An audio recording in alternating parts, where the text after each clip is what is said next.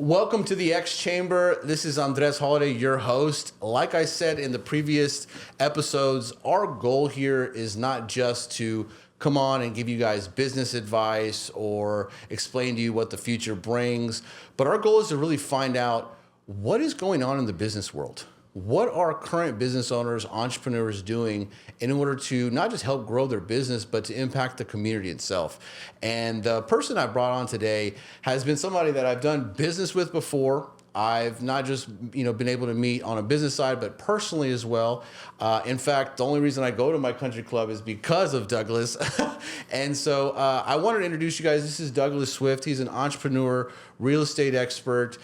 He really has a powerful story, and really, I'm just so thankful that you were able to come on here, man. Sure, and the first, I want to start off with your story.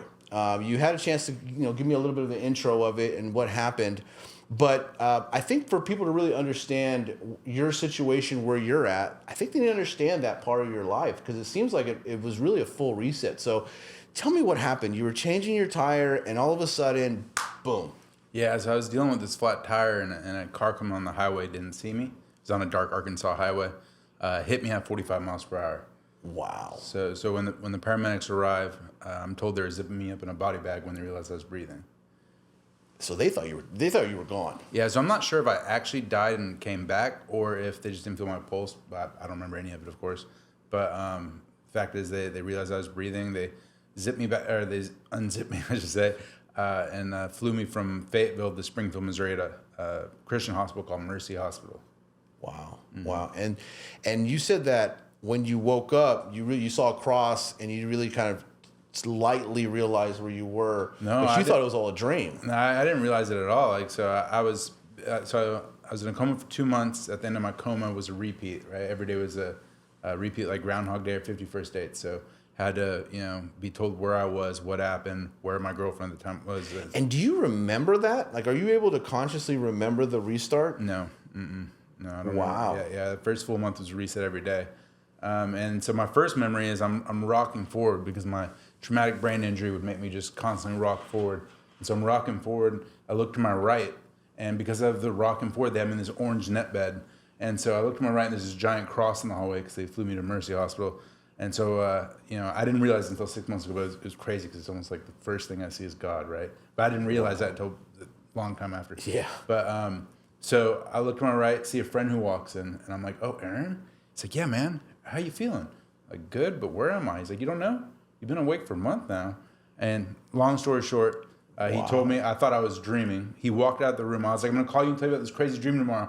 He's like, "Okay." And next morning I wake up, neurologist walks in, and I'm like, "Oh, this is real." And he goes, "You're going to think you're normal.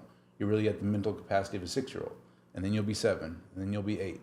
We're still figuring out a lot about brain injuries, but we do know you'll make 100% recovery." Wow. And so I still don't know today if he was just being nice or he knew. But either Do you way, think that doctor saying that, hey, look, one day you will make a full recovery, was that a pretty big deal for you? it was, because again, I was like a child. And so just like a child, the neurologist told me that, and all I heard was 100% recovery. And I thought, the doctor doesn't know what he's talking about. I'm normal now. But I literally grew up all over again, repeating the same mistakes in the same order in a short 2-year condensed period. That's such an interesting concept. So you're telling me you couldn't even tell that something was wrong. You just it was a full reset, and you had to just trust everything around you. Yeah. And so what was the process? How do you even do that? What are did you have to learn certain skills? Like, how did they get you back to that? Because I mean, you're fully coherent now. You're running a business. You're making a lot of money. So it's like wow. Like, how did you do that? God, first and foremost. But I mean, it was just very, I was like a child. I was in the hospital hanging out with my nurse friends, right? Like, I didn't really realize how serious the situation was. I was just hanging out with my nurse friends, and my dad was there, and it was like very one foot after another, right? Just keep going forward. And they had physical therapists, speech therapists, occupational therapists. I had all of them. And so it was really, there was a lot of help. I can't give more praise to the medical community and how they help you through those situations. But without them, I don't know if I would have. But, it was really, it was a long process. For the next 2 years, about every 2 weeks or so, I'd have a thought process come back. I'd be having a conversation like this right now, and I'd think, "Oh, I'm normal now."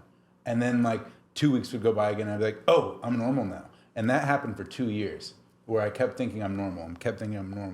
Yeah, and Wow. And so what? So then, okay. So then, what made you? So when did you finally say I'm normal?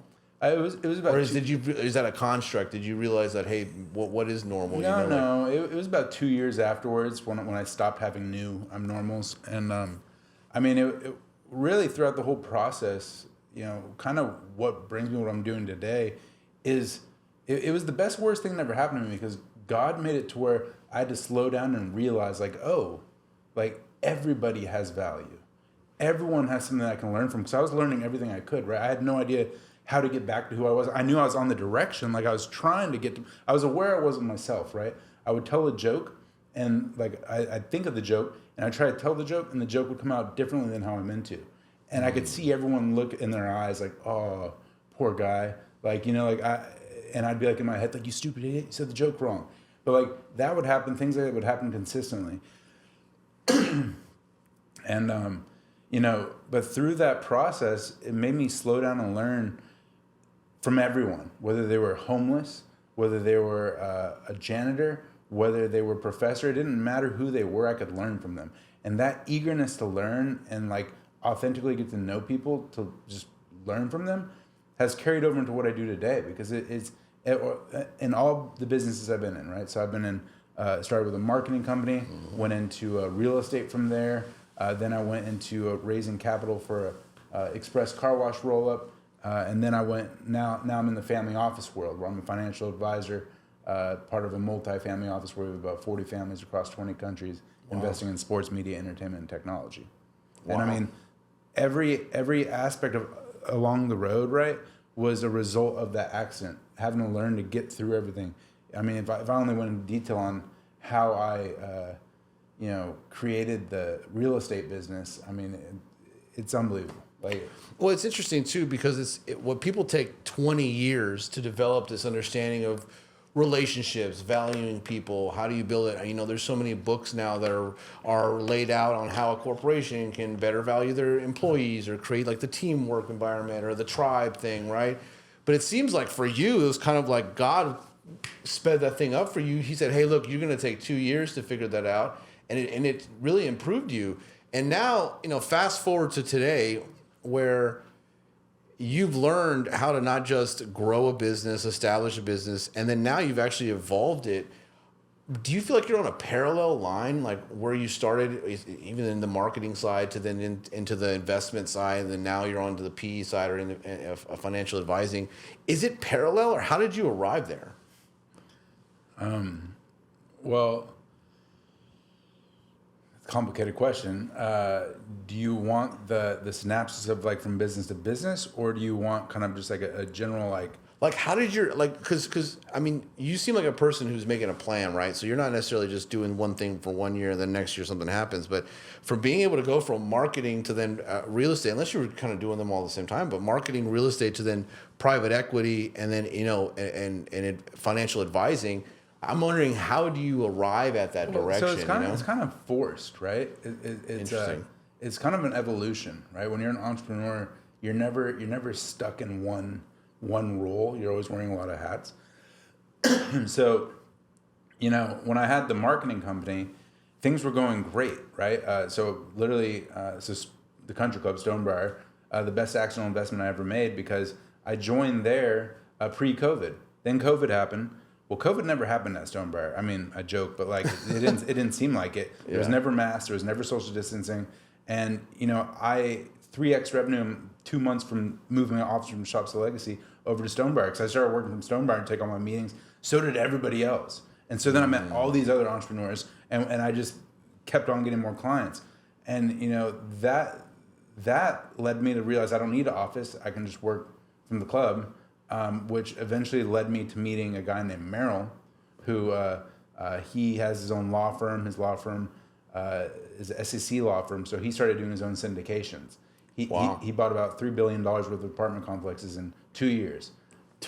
Yeah. Wow. And so during that time, I kept seeing him, and he was telling me about this, and I kind of saw the opportunity, but it didn't really catch my interest.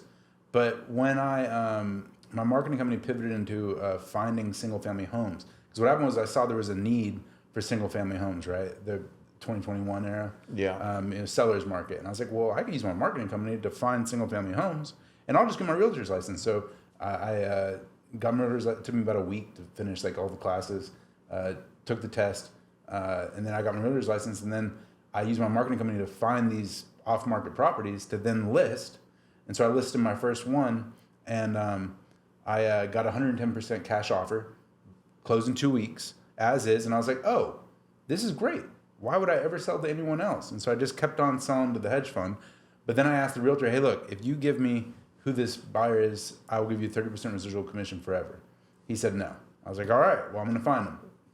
Dang, he must be making some serious money off that guy if he doesn't take that deal. Dang. Yeah. But did you find him? well, so I couldn't figure out who they were because the fund name, I just couldn't figure it out. Like back, this is 2021, but it was different. There wasn't much information on there. I couldn't link the LLC or fund.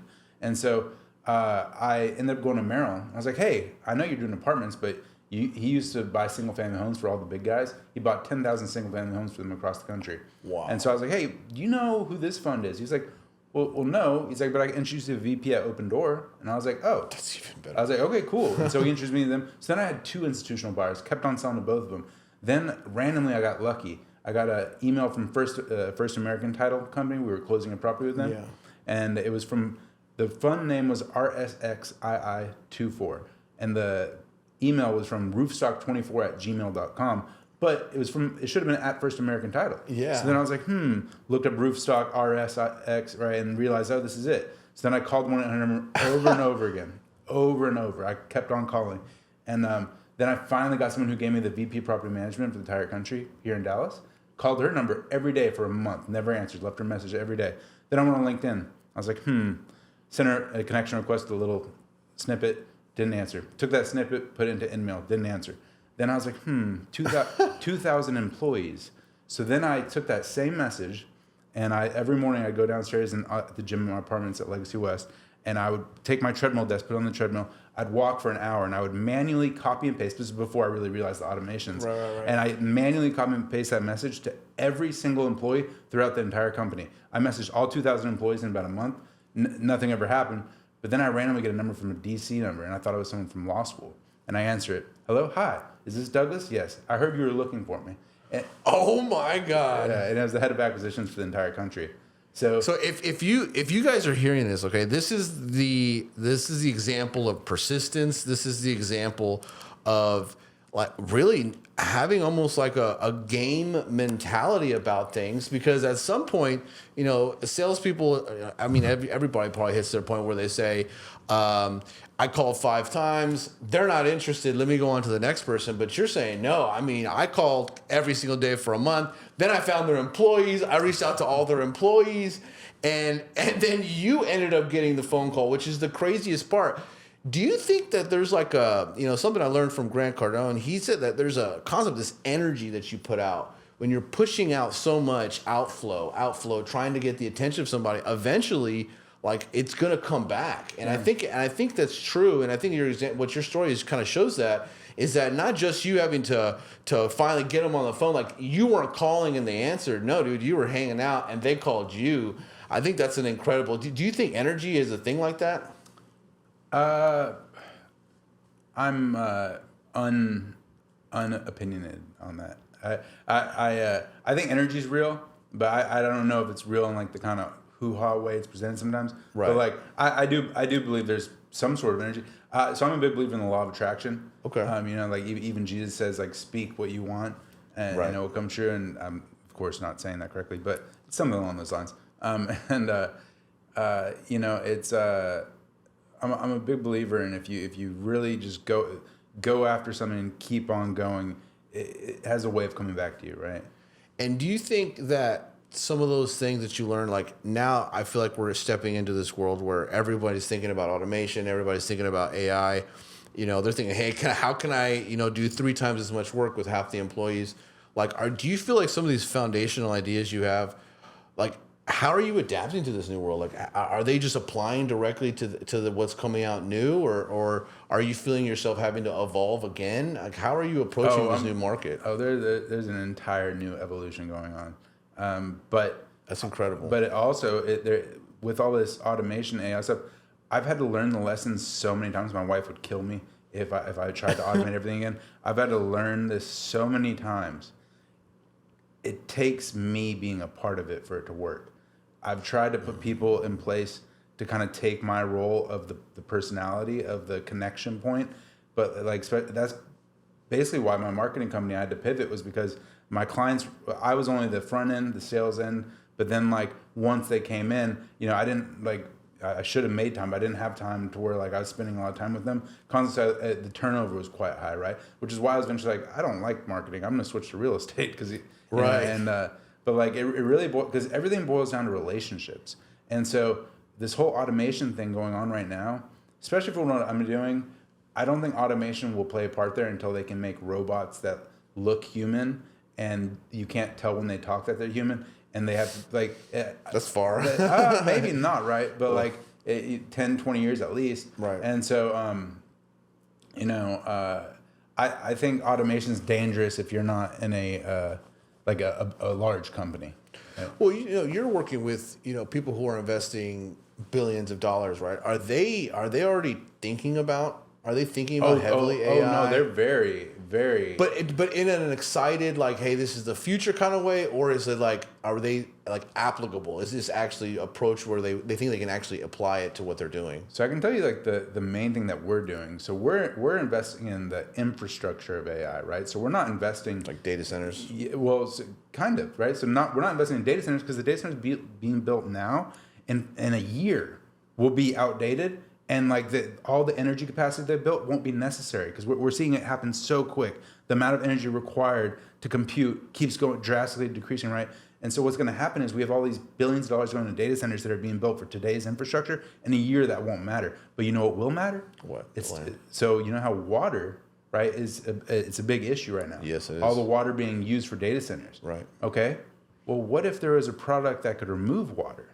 What if there was like a liquid cooling solution that could go through the frames and keep the equipment cool to where it removes the need for water? Right. There is that. And so one of our portfolio companies is liquid cooling for data centers, right? And so what that enables them to do is eliminate the need for water, which eliminates lots of problems. So it's more of like you're selling the shovels, if you will. Picks and shovels. Picks and shovels, yep. Instead of actually going out. That's interesting. So you're also, man, the web of investment in AI is pretty far. It's not, because I mean, this is technically still like almost like a under the AI investment, right? Sure. Yeah. Yeah, it is. And everything we do is kind of in the private placements, right? So we're going in at Series C, Series D rounds. Okay. So if you're familiar, that's a different stage of like a company's growth, right? So Series A or before would be more kind of venture. You're betting on 100 companies, 1 or 2 are going to work with do great returns. We're doing like Series C, Series D is a $50 million plus in annual revenue. And we're coming in at that point, buying a minority stake position in that company to help them through our kind of both our... Are you like injecting C-suite, like individuals in the team too? And opening doors, board members. Yeah. If we can't make an impact in like how the company's operating, we're not going to invest there. And also, our family office, when we make an investment, we are the largest shareholder on our side. Wow. Yeah. Oh, I see. Yeah. So like whoever we'll typically bring in 3 to 5 families per deal we're doing, and so we're always the largest investor of our group. So I kind of like the way that you're saying this. I don't know why. It kind of gave me a little kind of tingle, dude. I like that. So you said families. So you're saying you have basically 40 families that are investing, and you're helping them find the places where to put their money. More aggressive investments, or are they just like doing like traditional stock investments, or how are you investing? I guess. Well, so we do a lot for them, right? So a family office as a whole. Are you familiar with the term? No. Please walk me through that. Okay. So a family office is. So think of the Rothschild family office. Okay. Who I've actually met some people who work at that family office. Okay. Or the Vanderbilts. I've met a Vanderbilt. I've actually met a Rothschild as well. But and so these families are real families, and I'm not saying those are our families. I'm just saying that those families exist, and they're out there making investments. So a family office. Think of the Rothschild family office. At first, it's kind of become more institutionalized, but it started off where it was like brothers, sisters, father, mother, right? Looking for investments. They had massive amounts of wealth from an exit or two. And so they're looking to deploy, and kind of like maybe one child handles one silo, the other one handles another. One handle public market, one handle fixed income. Got you. That's an office. So that's the term family office. It's become a lot more institutionalized now, where family offices have employees, right? That are helping, and it's really become it's like a corporate structure. It really is. It actually even has like its own like filings.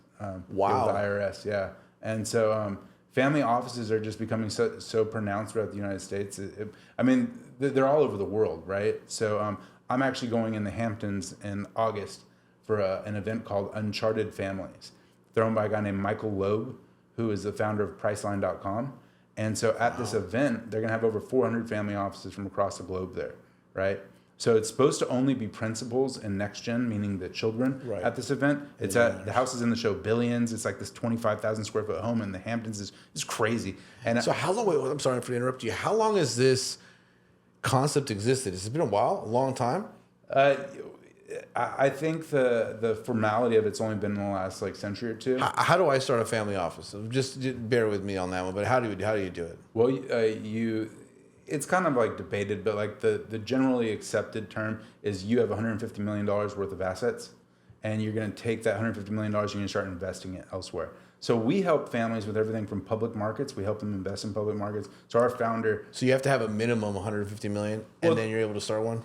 Technically, right? But people can and do it with less. I'd say 50 million is kind of like the lower end of the spectrum. You could even get away with 30, but and so if you did do, let's say 50 million, what does that actually mean? So do you actually do you enter like a certain type of ranking or something like that, or now you're able to participate in super? I mean, I'm super new to this, so this is interesting to me, man. I've never heard of that before. No, well, it's really more about, it's all about who you know, right? Right. And so a big part of what I do is I'm helping newer family offices who haven't really entered into this world kind of get exposure to, because to get these type of deals we're in, like you have to really know people. You have to be in the industry for a long time and be quite successful. So our principal who founded it, our founder, he at the age of 16 created a long only trading algorithm for large cap stocks. Wow. Ran $500 million a year through it for investment advisors. So $500 million a year he was making trades. Did that for 6 years. At the age of 22, sold that company for $50 million. $50 million. Wow. And so from there, he built his own family office, helped his friends create their family offices. Boom, multifamily offices born. So okay, this is just to simplify. It's basically an ability for you to invest your money institutionally. So do you have like tax benefits and protections if you're to do it that way, instead of just me saying, "Hey, I'm Andres, I'm gonna go invest in this company." Instead, now it's is it similar to like an LLC, a view of it from a real estate perspective? There's all sorts of different ways that they put it together. But like, so we for example, we help families with tax advantages. Like we have a CPA that helps them. We also family office. If you're a family office, everywhere you go, when someone meets you, if you're in this world, they're gonna say, "Oh, you're with the family office." They're gonna pitch you. And I'm not a family office, but I work for a family office. So everywhere I go, I get pitched immediately. I'm pitched. I see. And so what's great about being part of a multifamily office like ours is we have a whole team of analysts, right? So we have 40 families. Last year, our 40 families sent us 5,800 deals because they just forward it to us. They get emailed the deal, they send it to us, our underwriters underwrite it, and then we go back and say, "Hey, yes, this is good, this is bad." And of those 5,800 deals, last year we only did 3. Okay, this is interesting. So tell me about the deals you're seeing. Like, what are you seeing that people are asking for investments in? Is it just random? I mean, I'm sure there's filter processes before you guys even see it. There's so many. I mean, everything you can think of, right? But like I said, we don't do venture. So like we want to see revenue. So like one of the deals we're doing right now is we're buying a soccer team in Europe. So the play isn't. Have you seen the documentary Wrexham? No. So, but I'm very familiar. I'm very familiar with European soccer. Okay, so Ryan Reynolds did this documentary where he anyways, basically you buy the soccer team, but the purpose isn't for the team. The purpose is the real estate around the team, because when you get the team upgraded to the next league, all of that real estate goes up dramatically. So we're buying a team, a stadium, and the real estate around it.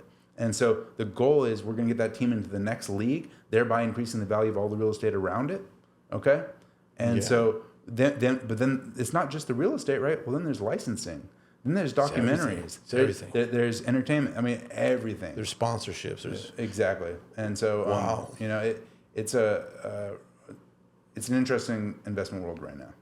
That's incredible. So what it sounds like, you know, as everybody's, you know, in the beginning, you kind of spent a lot of time in almost the small to medium-sized business world.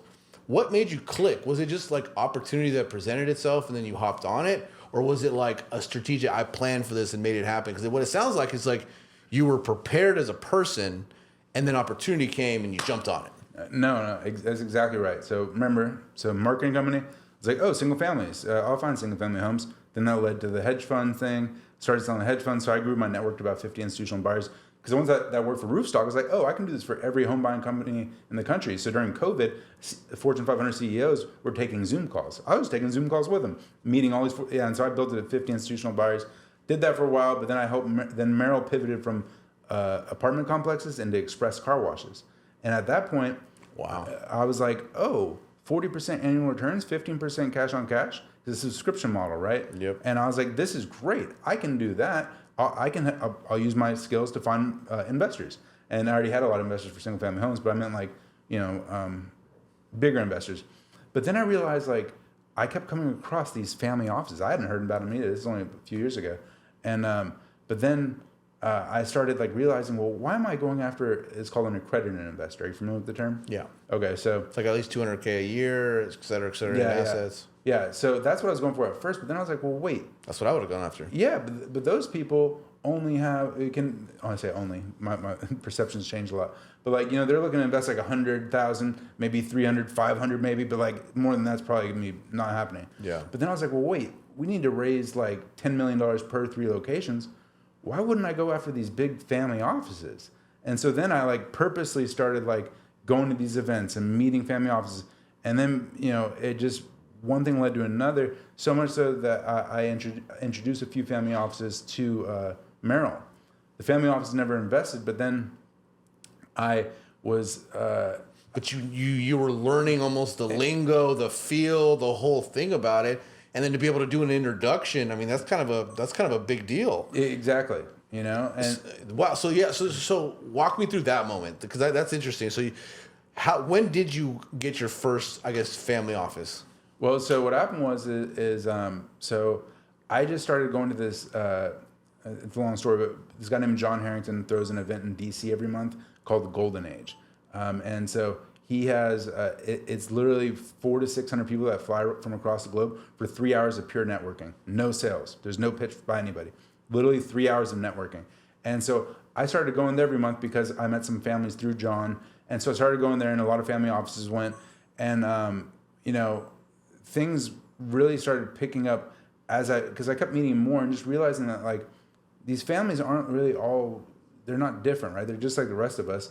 They're looking for people they can trust. They're looking for people they like, right? And so just meeting them, being authentic and kind of being like figuring out what they're looking for. The car washes were never for them, but what happened was I was golfing with the family office in the rain and it was cold. It was horrible. Boo-hoo me, I was golfing.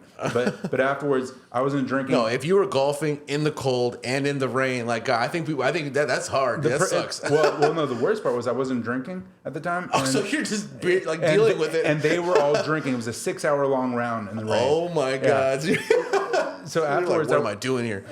Yeah, that's horrible, man. But afterwards, I went in the sauna to warm up. And I was sitting in the sauna, and then a friend who I'd met about around the same time as Merrill walks in, and he sits and he's like, how are things going? I was like, you know, pouting, like, oh, well, we just have this investor, blah, blah. And he's like, investor for what? And I explained car washes. He's like, oh, well, you know I run a multifamily office. And I was like, so, like, you buy apartments? And he was like, no. He's like, we have 40 offices across 20 countries, blah, blah. And I was like, wow. Oh, you need to meet Merrill. So I introduced him and Merrill. They became close friends. Their wives have become like best friends now. Wow. He still hasn't invested. They're still negotiating because Bryant wants a larger piece than I think Merrill's willing to give. But point is, then I invited Bryant a few months after I introduced him to an event I threw in Dallas with about 30 family offices with that same guy, John Harrington, I told you about. Yeah. So we brought about 30 family offices, invited Bryant. Bryant came and saw how many families I knew. And he was like, oh, like you aren't joking. Like, let's bring you in. Ended up bringing me internal.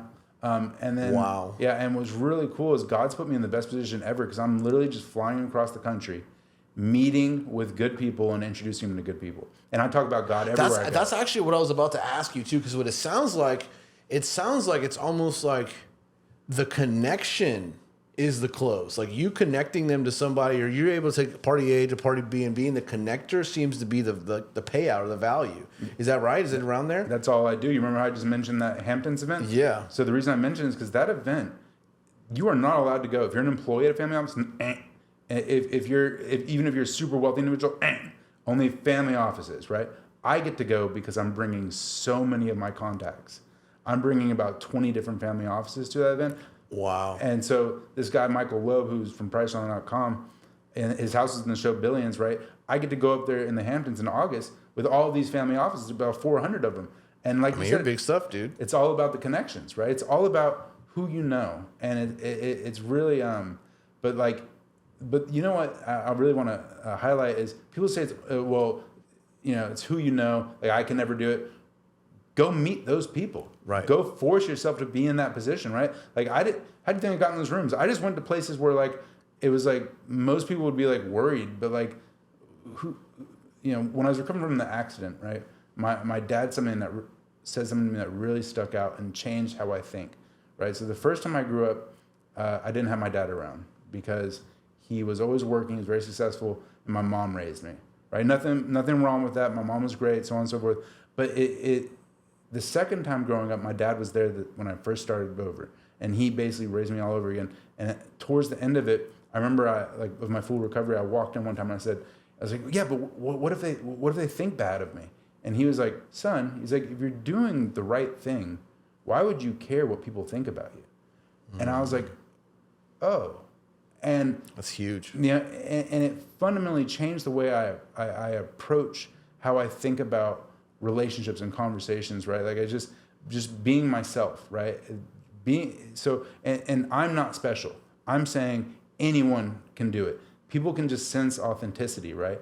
And that's literally what I do. I go from place to place and I meet with all these super high-powered individuals, but I'm not looking for anything. I'm looking for a relationship, and people can feel that. And that's how I've pivoted from industry to industry. I think that's an incredible thing, because I think a lot of the times you get so caught up in the I need to make revenue numbers, I want to make money, the thing that ends up getting sacrificed was the thing that ended up getting the deal in the first place, which was the relationship you set up with these people, all to try to accomplish whatever you said you promised, right?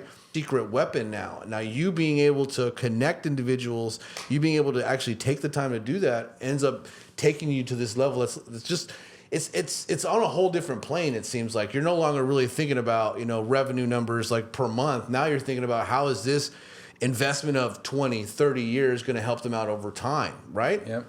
Wow. And so bringing this to where, we have a lot of businesses who are constantly trying to find a way to do better or do more. And all those businesses are ran typically by, a head investor or a owner or an entrepreneur.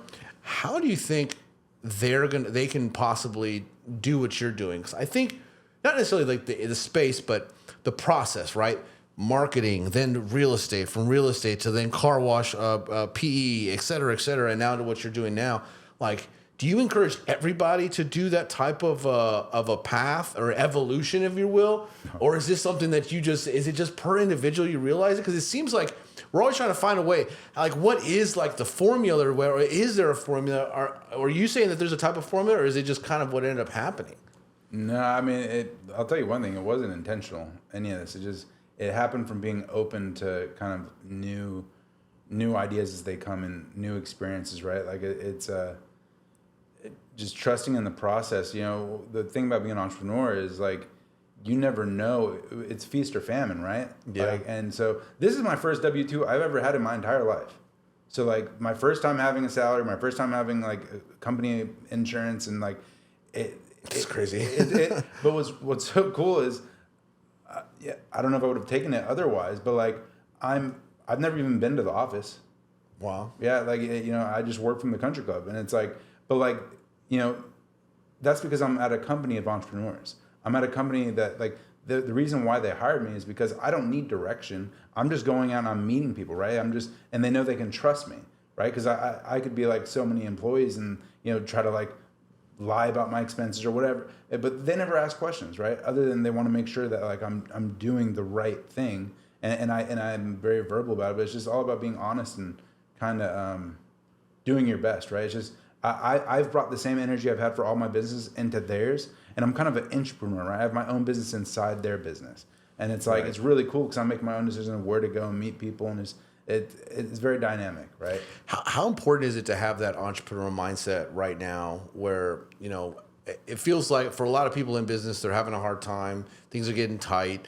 Things that people used to charge, $5,000 to make a website. Now they're all free. You can't really do it. Yeah. There's industries that are completely changing, right? Like, how do you encourage people to still have that entrepreneurial mindset? You have to. Yeah. That's what I tell everybody is I think that, so I'm in the camp that AI will take massive jobs. I think white collar jobs are I think attorneys, doctors, I think That's what I said. Gone, right? But like the ones who are going to survive and really thrive, and I think there's enough room for everybody, are the ones who had learned to use AI in what they're doing, right?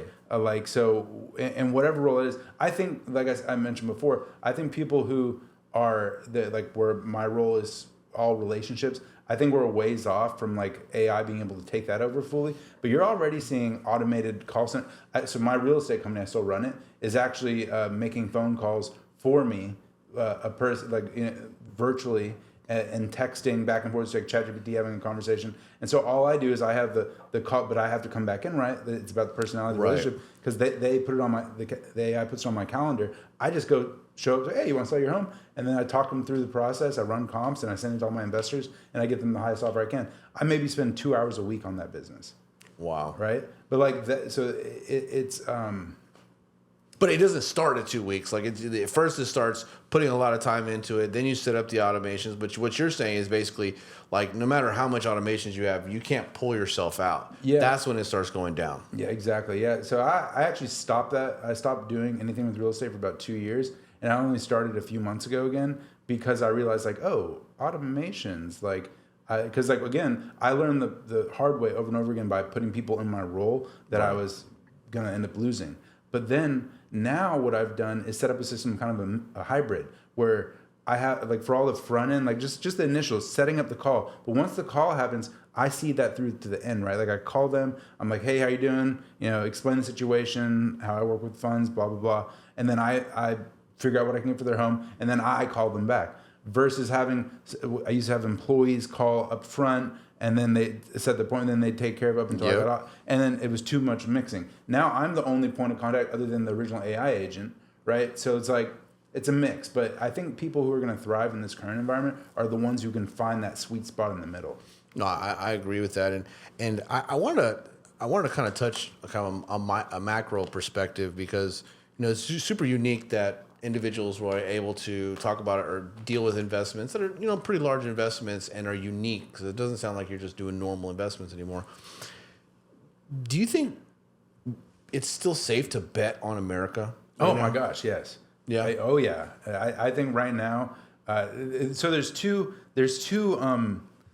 views, and I mean I'm just gonna be blunt about it. One view is a controlled narrative of America's decline, which is not true. So today, right? Literally, the PMI data was released, which is kind of a manufacturing index for how the country's doing. Above 50 is considered expansion. Well, it was don't quote me on the numbers. It was 53.9, I think. And then, but they were expecting 54, so they called that a loss. Well, above 50 is expansion. Okay, during the last few years, we've had no expansion. The last, I think it's 11 months, we've had expansion in a row. Wow. So we're consistently expanding. And so then there was another ISM index, and I might be mixing all the numbers up, but the story is still the same. ISM index, we're 8 months of positive territory of expansion mode. And so we're seeing that. Then the JOLTS job reports came out yesterday. Yep. They were expecting I think 6 million jobs created, but it was 7.6. Wow. And so we're beating across, but it's all about what, and then everyone's so focused on the Iran war right now that they're not paying attention to the domestic economy, which is thriving. Inflation's actually a lot lower than what people are saying it is now because of the inflated energy from the Iran war, right? People have this perception, and rightly so, because gas is high. That stinks. No one wants to pay more for gas, right? That's why Trump's getting so mad about it. But but oil is now down to what it was pre-war. Yep, we're below, and gas prices don't reflect that yet. But still, energy feeds into so much more in the inflation metrics than just gas. So like a lot of items that CPI, what they go by, is a lagging indicator, right? And so we're looking in the rearview mirror saying if we should adjust inflation or rates. Exactly. But what's great is Kevin Warsh, who just came in as the Fed chair, he understands that the CPI is lagging data. He understands that we're going to be using different metrics. He understands that forward guidance shouldn't be given because it directs the market. The Fed should stay out of that. The Fed should just monitor and make decisions. And that's what they're doing now. I'm so gung-ho pro America's about to be, things are going great. I love that you say that because I think it's such a big concept that you have to be able to understand, because when businesses have this idea that America's in decline, why would you want to get into business? Why would you want to invest, especially as an entrepreneur? But and this is what I really want to know.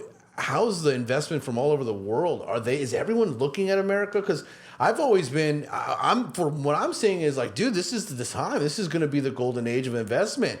But there's so much of a narrative, like you said, that's like, no, this isn't the time. Hold back, sustain. You're saying the opposite. You're saying, no, this is the time. We have more foreign investment right now than ever before in history. Wow. I mean, it's crazy the amount of foreign investment coming in, for semiconductor plants, for the Taiwan Semiconductor. I know what you're talking about. They're building a plant in Arizona. Yeah. Like the amount of foreign investment is just huge, and I'm forgetting a lot of other things. Forgive me, but it's huge. We're talking about billions, hundreds of billions of dollars by these foreign countries coming in, and it's like the rest of the world, right? Like here in America and Western media as a whole, like America is like villainized and it's like bad, but the rest of the world is investing here. There's nowhere else to invest. There's nowhere else in the world like America. And I only say this with such confidence because I have a lot of foreign friends. And so one of my, Collins, the one I mentioned earlier. Yeah. He is from Bahrain. And so he tells me all the time, like, America is the best. The rest of the world is like, they want to be America, right? This isn't my words, these are his words. And, it's like, there's no foregone conclusion that America is collapsing. If anything, it's the opposite. Now, I'm going to play a little devil's advocate here, right? So, they're probably watching this and they're saying, look, Douglas, you're going to the best places in the world. You're going to the Hamptons. You're seeing, success. Like we said earlier, you're talking about 50, 100 million investment. These guys are running restaurants in some cases. These guys are running, daycare centers or, small businesses. How do we express that same message to them and still keep that same kind of positivity about America when the message to small businesses is like, bro, you got no chance kind of thing, Mm-hmm. But what you're saying is, hey, America is the place to invest in, but what about for the small businesses? What's your view on that?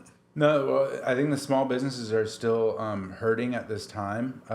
Okay, so the fact remains, right? We've been in a rolling recession since 2022. Yeah. Right? So, like, the sooner people understand that we're coming out of a recession versus, like, are we going into one? Like, we're in the last legs of a recession, right? So, yes, over the last few years, small businesses, your mom and pop owners, they've really been feeling it. But that is starting to change, right? We're seeing the flip. It's taking more time than we'd like, right? I think the Iran war really slowed things down. I mean, but what do you think about, like, because I mean, the whole pitch right now, if you have a small business, they're saying, look, dude, AI is going to end up taking whatever it is that you're doing within 5 to 10 years. So, like, everyone's almost kind of feeling like this pressure of, man, I need to figure out something before I don't even have an opportunity to work, right? My view, capitalism allowed labor, which allowed us to, as individuals, to gain access to value. But if you eliminate the ability to work or labor, how are we going to be able to gain any kind of value? It's like, unless you have assets at that point, right? Sure. So I guess that's where it's like, I'm wondering, like, you've kind of found a route where it's like, hey, perfect, dude. In fact, the Bible talks about this. There's going to be times those who don't have what they do have will be taken and given to those who have more. Mm-hmm. And so you're seeing people who have more and they're finding ways to get more.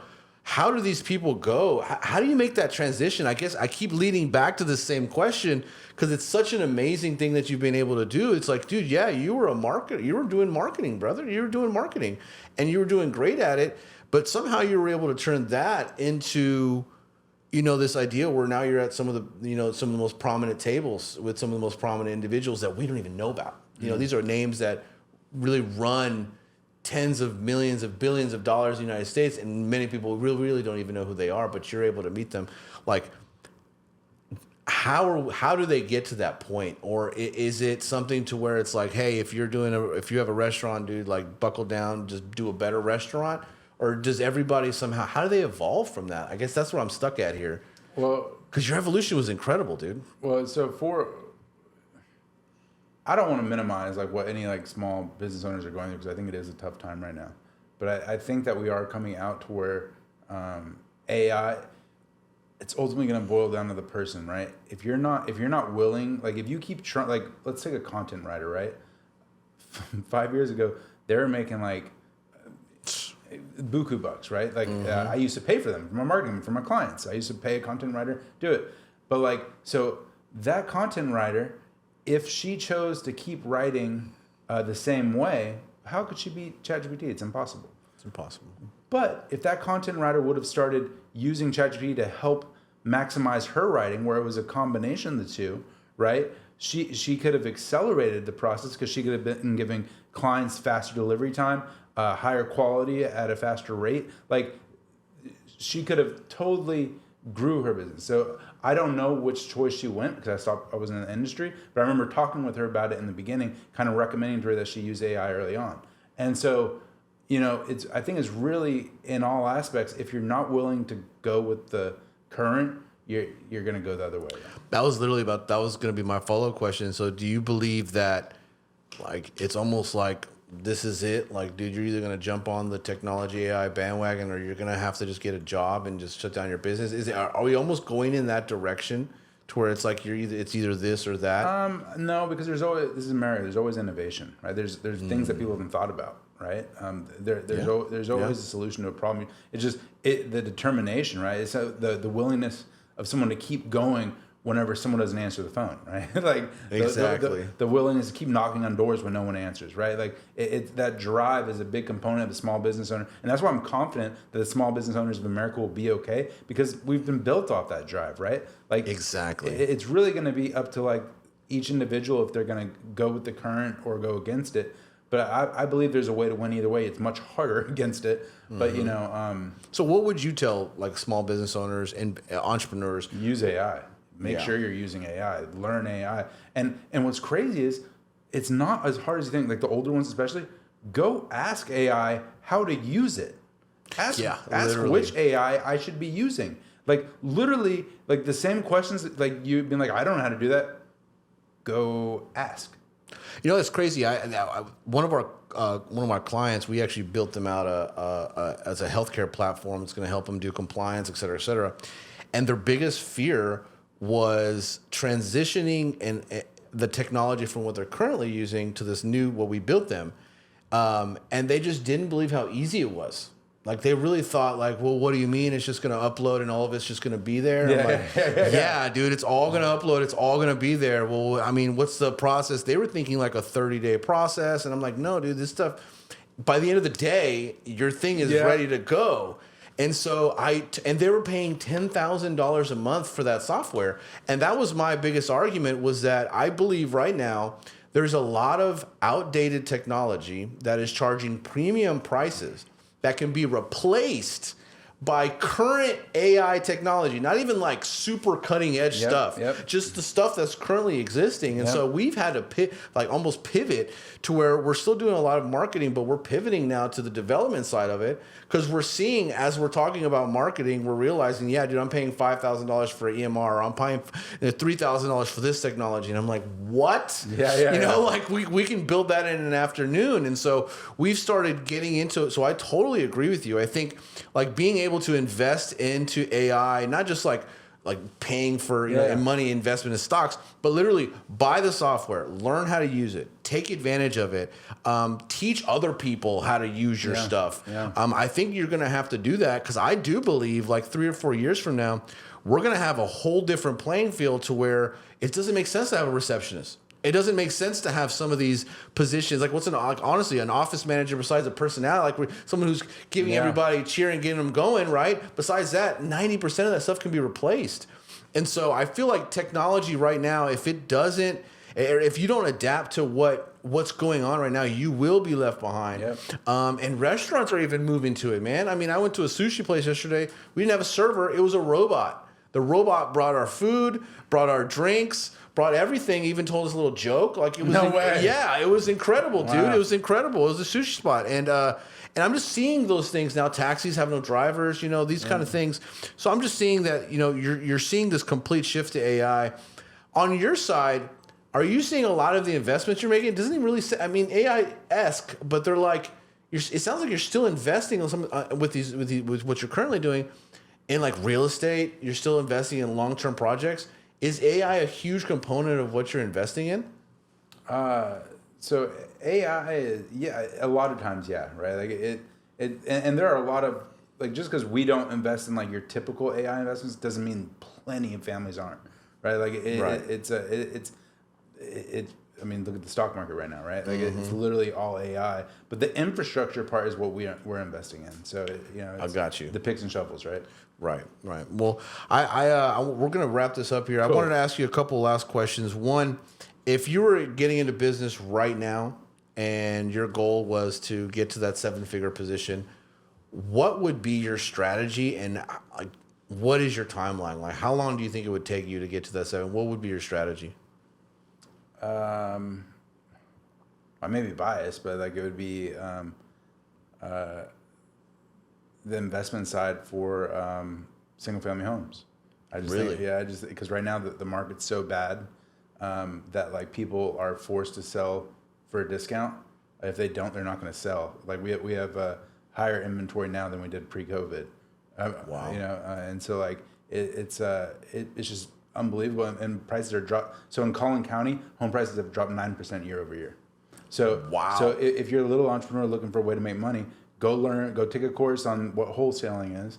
Go find these homes, get them under contract for a cheaper price, but then do the right. There's a lot of bad wholesalers out there where they like lie and like say that I've never make all this stuff up. Yeah, I've never once said I'm the buyer ever. So I always say I have all these different institutional buyers. I'm going to send it to them, get you the highest price, and I will, because the highest price I get them gets me the most money, right? And so it's. So you still see so real estate, really? Yeah. So I think real estate, because right now sellers. This is after like 5 years of sellers having their heads in the clouds, right? Like sellers are just now realizing, oh, my home isn't as worth as much as like. So we own an innovations company too. So we do real estate, and we sell basically off-market properties on MLS. We figured. Oh, okay. You have innovations. Yeah, and that's exact, dude. Out of 10 people we talk to, 8 of them have this crazy idea that they're going to get $400,000 more than what their home is worth, and they're shocked. And what we do, we're big on education. We really want to educate them. So we say, look, dude, this is why we came to this fight. We're not just making it up. Yeah. Like, these are the homes around you. It's not going to make sense for someone to buy your house when this house that's bigger than yours, better than yours, is $200,000 less. Yeah, and they end up having this like revelation. Yeah, and I tell them too. It's like, hey, if I were to go get a loan at your price right now, it would cost more per month than what we would even be able to rent your home out. And I think it's like, once you give them that reality of it, I feel like the homeowners are finally starting to get used to, like, they've honestly been getting beaten up by these lowball prices for a couple years, now, to where they're realizing, dang, my home's not selling. Yep. And it's time to sell. So I that's interesting. So you're saying real estate is the way to go. I think so. Yeah. And last question is, how important is your faith when it comes to business? Everything. Everything. Everywhere I go, I talk about God and what God's done for me. Everywhere I go to these family office forums, and we all sit around and we do like these introductions. And so I'll tell you a funny story. In Atlanta, about 8 months ago. Oh, this is funny. So I went around in a circle, all these different family offices, right, saying who they are, what they do. And so I start off by saying, well, my name's Douglas. God saved my life. I was changing an entire hip, and the whole story I just went over with you, but I condensed it really quickly in like less than a minute, and because of that, I'm standing in rooms with people like you today, and I'm just so grateful. Wow. And that turned into where every person in the room after that came up and came because everybody just wants to they like authentic people, wow, right? that's incredible. And so I'm telling talking with everybody, and what's really cool about that is that brought a guy named Jeremiah Baker over to me. We connected. He's faith based, and then he was speaking at. Have you ever heard of Keiretsu? Oh, so it's an angel investor forum. Okay. So they have a bunch of branches. They have one here in Dallas, but there's one in Seattle that's the biggest one in the world. And so he was speaking at a conference for family offices at Keiretsu in Seattle. Wow. So then he invited me, told them that to come speak on a panel. So they flew me up there, paid for my hotel. I went there, spoke on a panel about family offices. Yeah, and then that led me to so Jeremiah is one of the founding partners for Uncharted Families, that event I said in the Hamptons. Wow. And so then he told me about it. I was like, I could bring families, and one thing led to another. I kept on bringing more families to this awesome event, and that now I'm going there in a month. And that's incredible. And that's because I put God forward. That was the point of that question, right? Right. Everywhere I go, I'm talking about God, not for any other reason than to talk about how good He is, right? Like, it's crazy, but then what happens is you find others who are also believers, right? And maybe even better, you touch someone who's not a believer, and they know how good God is, right? So it's just there's so many different aspects. Well, and I want to ask you one more question, dude, because I love that answer. This is, and just because you've experienced so much, and in fact, you actually kind of had almost twice. You lived twice. Yeah. If you had a chance to talk to the 80-year-old version of yourself, what would he tell you, and what would you tell him? Well, the 80-year-old version, let's start with what I tell him. I'd ask him a lot of questions, but I guess if I only have to tell him stuff, what would I tell someone in the future? Like, I'm sorry, I don't have a good answer for that one. That's okay. That's all right. For what he would tell me would be to keep going. If someone doesn't answer the door, keep knocking. Right? Like, you just keep on going, and don't look at the past. Only look forward. Right? And like that's to me one of the most important lessons you can learn is. It doesn't matter what happened, right? It doesn't matter if my back was broken. It doesn't matter if I was in a wheelchair. It doesn't matter if I had a brain injury. It doesn't matter if I had an investor who came in my company that helped me join Stonebriar, and then I joined Stonebriar, and then I lost all my clients. Like, it doesn't matter what bad thing happens, just move forward, right? And it's I don't know if that answered the question. No, that was perfect, man. That was perfect. Well, I appreciate you being on here with me. It's been a privilege just to even be able to hear your story and to hear what you're doing now, man. I'm excited that in a couple years to see you. Hopefully, you'll be at some kind of a soccer stadium in Europe. Hopefully, you guys are making it to the Premier League. Sure. But ladies and gentlemen, that is the end of our episode. Again, this is the X Chamber. Our whole goal here is to find out what it took to go from point A to point B for businesses and entrepreneurs. And Douglas, you have been just a perfect example for everybody. Hopefully, dude, you continue living up to the pressure. I know it's a lot of pressure to be you, so hopefully you keep living up to it, man. And I wish you the best. Thank you very much. I appreciate it, man.